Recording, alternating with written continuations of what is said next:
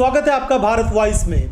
प्रधानमंत्री नरेंद्र मोदी की अध्यक्षता में दिल्ली में हुई नीति आयोग की बैठक में दो मुख्यमंत्रियों का नहीं पहुंचना चर्चा का विषय बना हुआ है। लुटियंस जोन से लेकर राज्यों तक में इस बात को लेकर चर्चा हो रही है कि आखिर तेलंगाना के मुख्यमंत्री के चंद्रशेखर राव और बिहार के मुख्यमंत्री नीतीश कुमार ने इस मीटिंग में शिरकत क्यों नहीं की। के चंद्रशेखर राव ने तो साफ तौर पर इस मीटिंग का बहिष्कार किया, लेकिन स्वास्थ्य कारणों की वजह से कहा जा रहा है कि नीतीश कुमार इस मीटिंग में शामिल नहीं हो सके। आगे जानेंगे कि के चंद्रशेखर राव इस मीटिंग में नहीं पहुंचे तो इससे कैसी बातें निकलकर सामने आ रही है, और प्रधानमंत्री नरेंद्र मोदी जब संघीय ढांचे की बात करते थे तो इस वक्त उस पर किस तरह के सवाल उठ रहे हैं। Successfully killing the democracy every day, successfully killing the federal system of India, राज्यों के सरकार को सताना, जो इनके बात नहीं मानते उनको गिराना। भाइयों बहनों, 2022 तक कोई आदमी, कोई कुटुंब ऐसा नहीं रहेगा कि जिसके पास मकान नहीं हो। दिया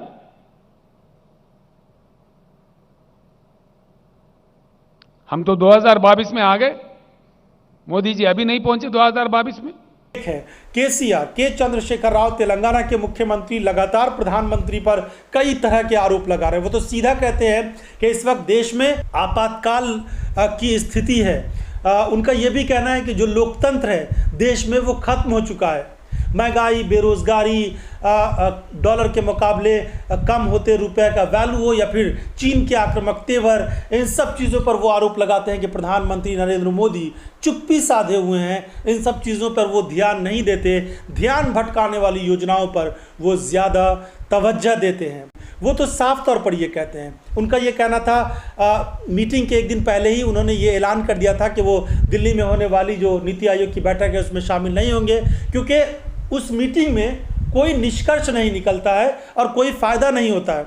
उनका ये कहना था कि इसके पहले भी वो कई तरह के सुझाव दे चुके हैं, लेकिन उनके सुझाव पर कोई अमल नहीं किया गया। इसके अलावा भी प्रधानमंत्री नरेंद्र मोदी के खिलाफ अगर कुछ लोगों ने आक्रामक तेवर अपनाए हैं, उनकी आलोचना लगातार कर रहे हैं, तो उनमें केसीआर का नाम भी एक है। मोदी जी का एक पॉपुलर नारा, मैं ना खाऊंगा ना खाने दूंगा। आप तो इतना खा गए, इतना खिला रहे आपके शाहूकारों को, घोटाले लाखों करोड़ों में जा रहा है। देश जान चुका है मोदी जी। आप डरा धमका के कितनों की आवाज दबाओगे, कितनों को रोकोगे। भ्रष्टाचार बढ़ गए देश में, घोटाले बढ़ गए, बैंक के लुटेरे बढ़ गए, एनपीएस का लेवल इस कद में बढ़ा। मोदी जी आपसे पहले नॉन परफॉर्मिंग अकाउंट्स का जो गिनती है वो सिर्फ 4-5 लाख करोड़ में थे। आज एनपीएस का क्या दर है? 20 लाख करोड़। ये है विकास मोदी जी। इस तोहफा दिया आपने देश को, क्या ये भी गलत है? हम जो कह रहे हैं सच कह रहे हैं, आप ही के बताए हुए आंकड़े कह रहे हैं। तो तेलंगाना के मुख्यमंत्री के चंद्रशेखर राव आलोचना कर रहे हैं प्रधानमंत्री नरेंद्र मोदी की, लेकिन बिहार की राजनीति पर नजर रखना जरूरी है, क्योंकि वहां पर बड़े बदलाव के संकेत मिल रहे हैं।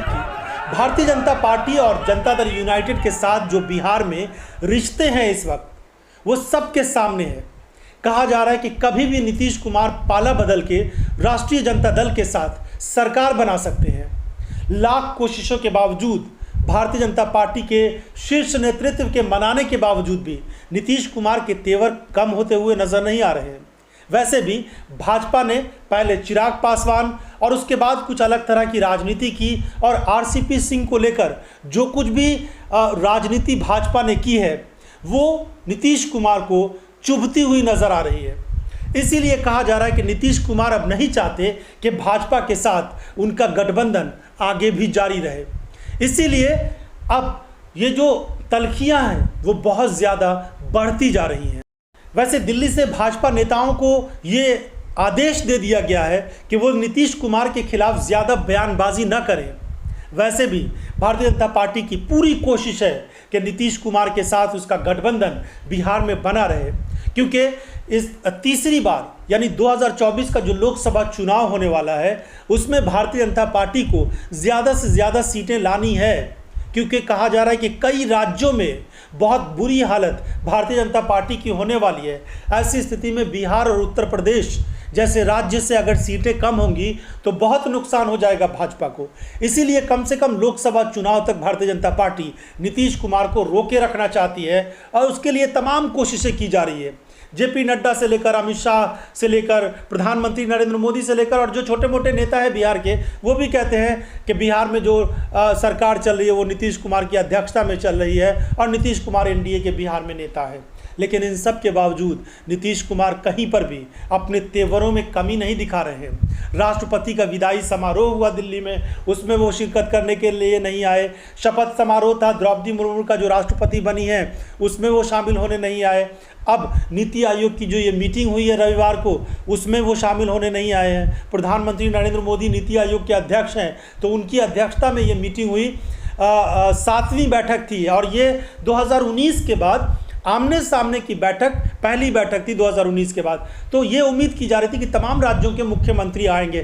सबसे चौंकाने वाली बात ये रही कि इस मीटिंग में पश्चिम बंगाल के मुख्यमंत्री जो ममता बनर्जी हैं उन्होंने भी शिरकत की। पंजाब के मुख्यमंत्री आए, अशोक गहलोत जो राजस्थान के मुख्यमंत्री हैं, छत्तीसगढ़ के मुख्यमंत्री और कई राज्यों के मुख्यमंत्री ने इस पर शिरकत की। लेकिन नीतीश कुमार और के चंद्रशेखर राव इस वक्त चर्चा में हैं। इस एपिसोड के बारे में आपकी क्या राय है? के चंद्रशेखर राव के बारे में आपको भी लगता है कि वो जो कुछ भी प्रधानमंत्री नरेंद्र मोदी के बारे में कह रहे हैं उसमें कुछ सच्चाई है? तो अपने कमेंट ज़रूर लिखिएगा। बहुत बहुत धन्यवाद।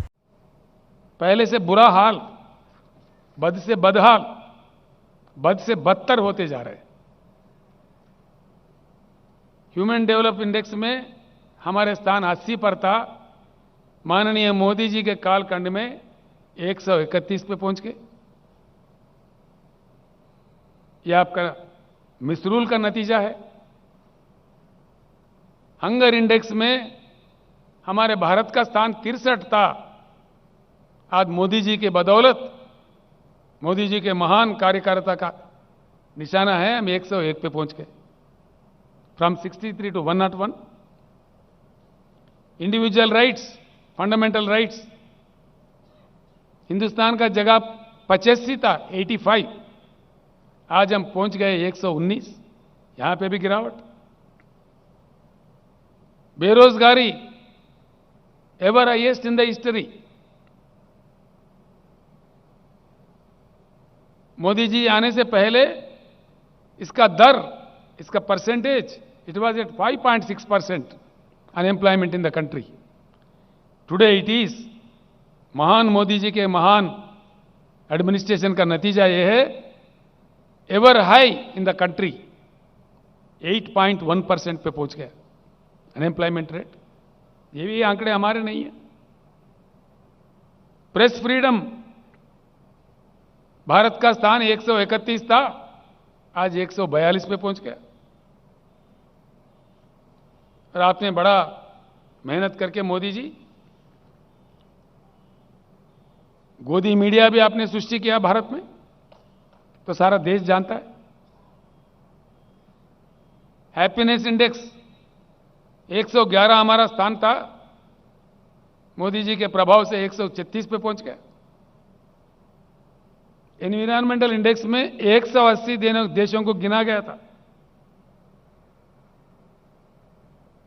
हमारा नंबर 180 आ गया। बॉटम कंट्री, ये हमारा देश का हालत है। मोदी जी एक बात का उत्तर दीजिए,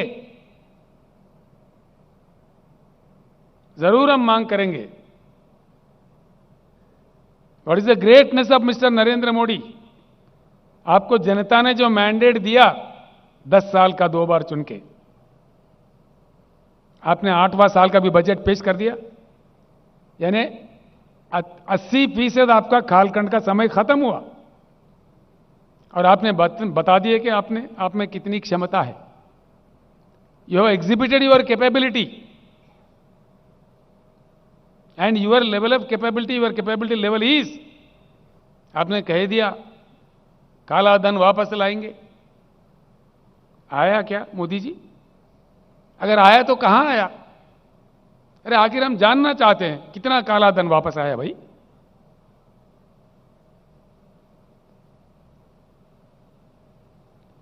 सर झुक जाता है शर्म से। सरकारी आंकड़े बताते हैं कालाधन डबल हो गया, दुगना हो गया। कालाधन कंट्रोल नहीं हुआ लेकिन डबल हुआ। स्विस बैंक से पैसे नहीं आए, मोदी जी के कालखंड में दुगना हो गए, डबल हो गए।